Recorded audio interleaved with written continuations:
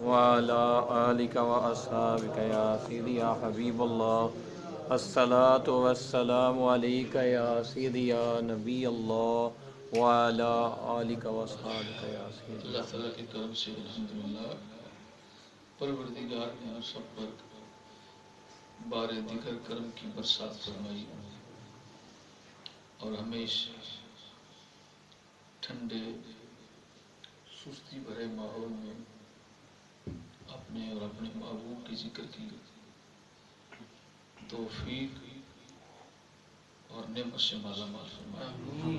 دعا ہے مالک ہمیشہ آخری وقت تک ہمیں اس کی توفیق عطا فرمائے. آمین.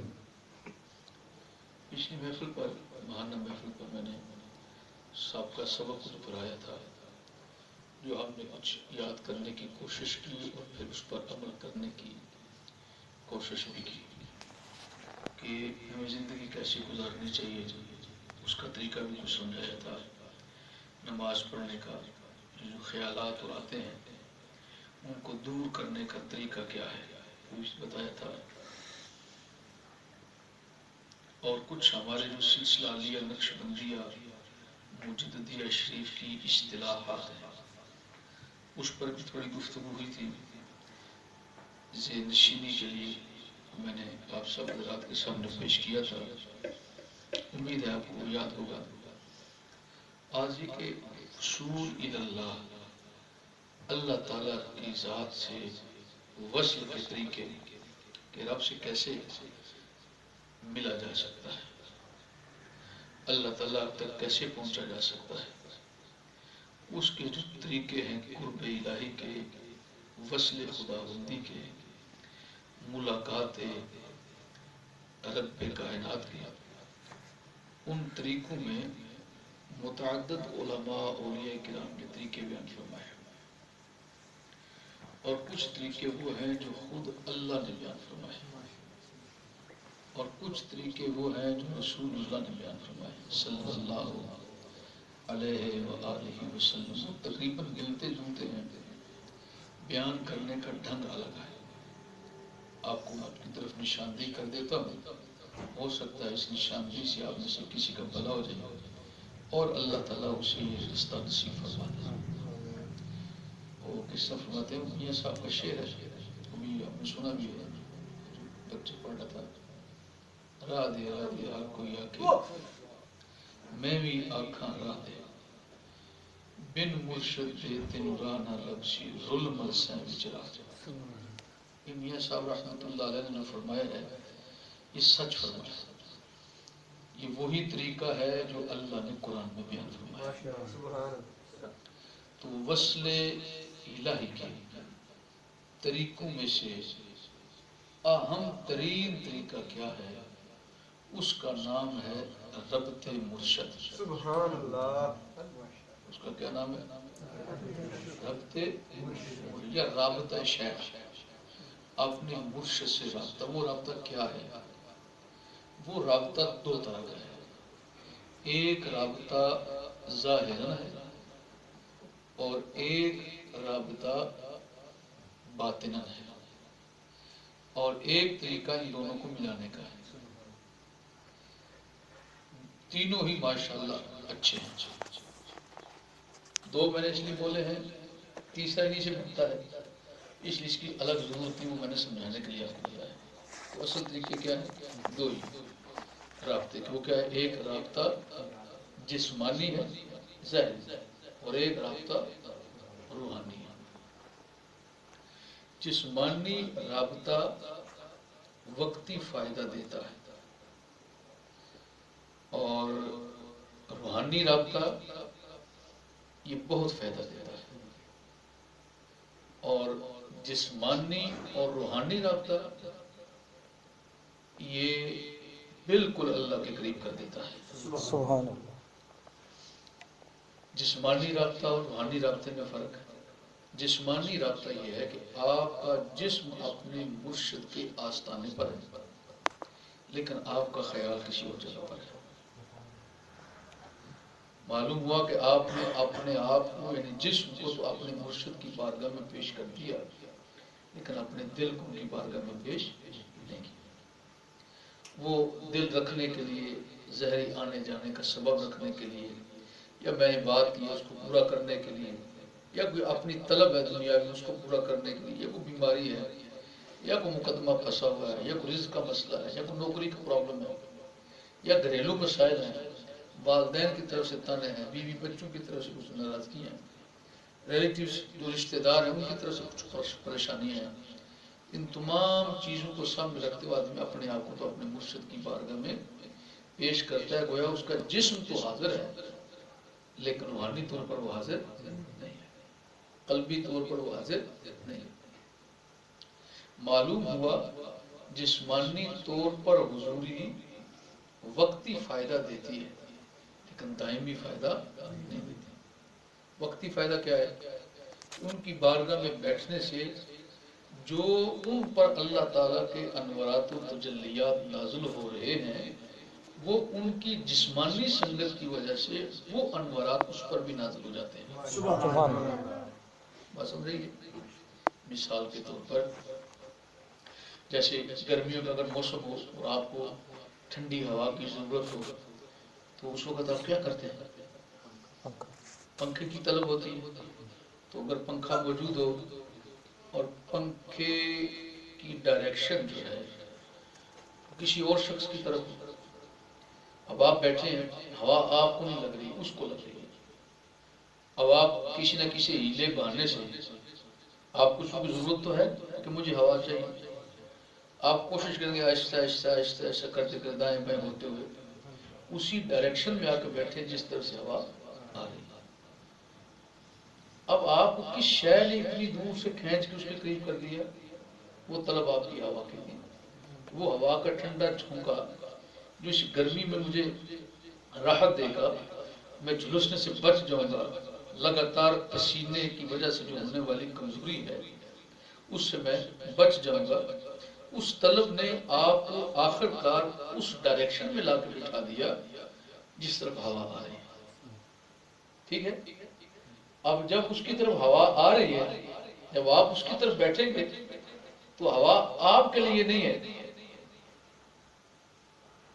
ہوا اس کے لیے ہے، لیکن چونکہ آپ نے اپنے آپ کو اس کے قریب کر لیا ہے اس ہوا کا جھونکا جو اس کے لیے ہے اس کا کچھ نہ کچھ حصہ آپ کو بھی مل جائے گا۔ بین ہی اسی طرح اللہ والے یا مرشد کامل وہ اللہ تعالیٰ کی رحمتوں کی ٹھنڈی ہوا کا جھونکا ہے۔ اس گناہ کے ماحول کے اندر، گندگی کے ماحول کے اندر، تعصب پرستی کے ماحول کے اندر، گمراہی کی گرمی کے اندر جب ہمیں ضرورت محسوس ہوتی ہے، گندگی کی وجہ سے بدبو سے ہمارا دماغ پھٹنے کو جاتا ہے، طبیعت بے چین ہو جاتی ہے اور جی چاہتا ہے کہ مجھے تھوڑا ٹھنڈا ٹھنڈا کوئی ہوا کا جھونکا مل جائے۔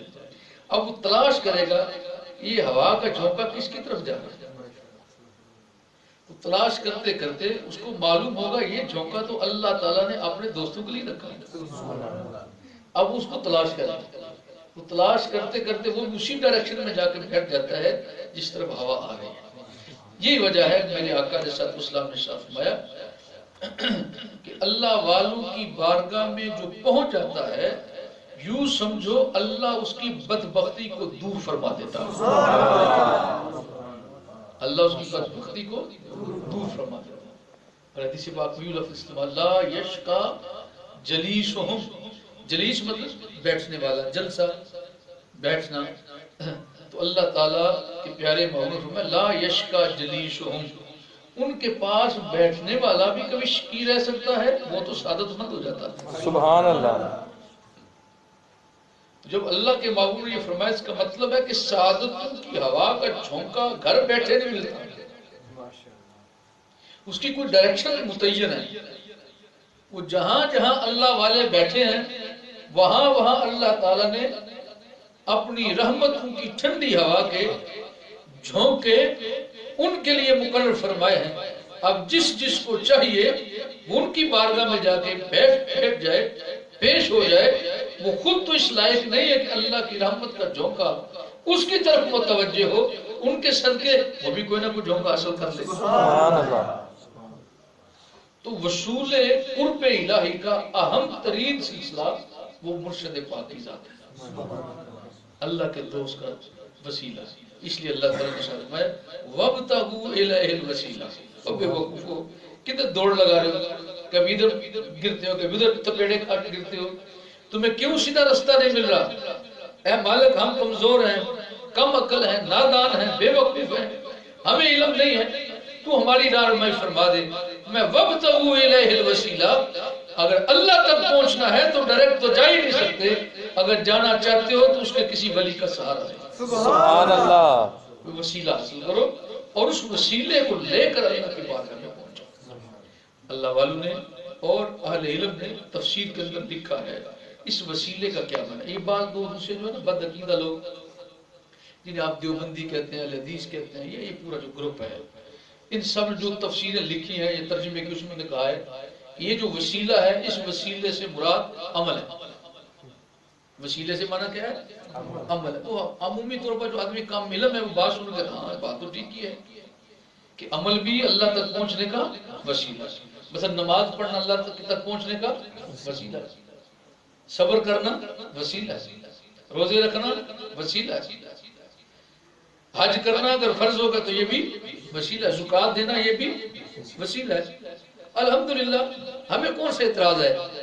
ہم صرف تھوڑا سا یہ کہنا چاہتے ہیں نیچے نہ رہو، تھوڑا آگے تھوڑا بڑھ لو، 2-4 قدم آگے بڑھ جاؤ اور تم پچھلی سیڑھی پر قدم رکھنے کی بجائے اگلی سیڑھی پر قدم رکھو جو سیڑھی تمہیں منزل کے قریب کر دیتی ہے.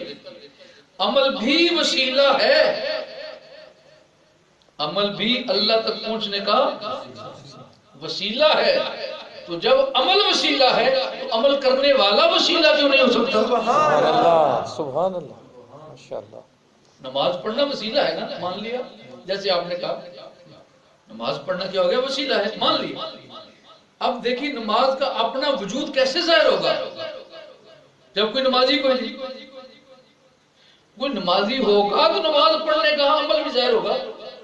جب نماز پڑھنے والے ہی کوئی نہیں تو نماز کے عمل کو ظاہر کرنے کے لیے وجود بھی تو چاہیے. اب کیا خیال ہے اشارے اعمال خود ریلی نکالتے ہیں؟ انہیں کبھی شور مچایا ہم پر عمل کرو ہم پر عمل کرو ہم اچھے عمل ہے؟ نہیں، وہ عمل کرنے والا عمل کرے گا تو اس عمل کا ظہور ہوگا.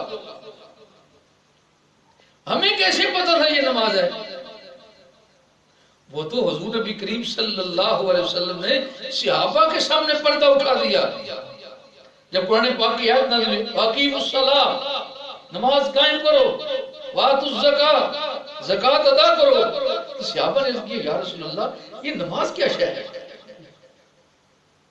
جو اللہ نے فرمایا نماز قائم کرو؟ یہ کیا چیز ہے؟ صلاۃ کیا چیز ہے؟ حضور نبی کریم صلی اللہ علیہ وسلم نے ارشاد فرمایا تم کیا جانو نماز کیا ہے؟ بس اتنا کرو صلو کما رأیتمونی اصلی، جیسے میں کرتا ہوں نا مجھے کرتے کرتے تم بھی کر لیا کرو. یہی تمہارا کر لینا وہی نماز ہے. صلو ایسے صلاۃ پڑھو کما رأیتمونی جیسے تم مجھے دیکھتے پڑھتے ہوئے، جیسے تم مجھے پڑھتے ہوئے دیکھتے ہو ویسا کر لو، یہی عمل نماز ہے. اب بتائیے نماز کا اپنا الگ کیا وجود ہے؟ وہ جب تک کسی پڑھنے والے کے ذریعے سے ظاہر نہ ہو وہ تو چھپی ہوئی شے ہے. تو میرے آقا نے وہ کر کے ظاہر کر دی، اسی کو نماز بولتے ہیں.